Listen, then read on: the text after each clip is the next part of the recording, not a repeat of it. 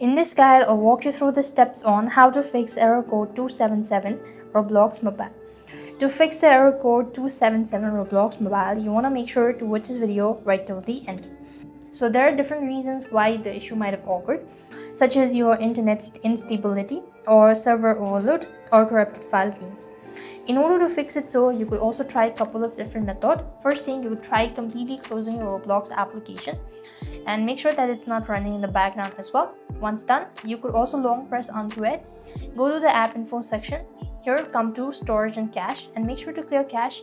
Now, clearing your storage is going to delete your data, but then you could actually go ahead and do it so as well if you're sure about it, and then you want to restart your device and see that it works or not. If you still have the issue, what you could do is you could try switching to a stable internet connection. So Roblox error code 277 often arises due to internet instability. So ensure that you restart your router or maybe try checking your internet connection on your device and see that works or not. Apart from it, what you could also do is if you're using a browser, then you could try clearing your cache as well as data. That could be able to help you out, and that are some of the ways in order to fix it. So if not, you could try updating the Roblox application. So head over to your respective app store and here see whether you need to update it or not.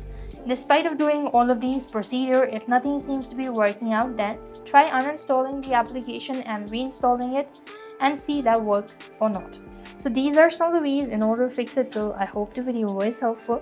Make sure to like, share and subscribe to our channel. Thank you for watching. See you in the next video.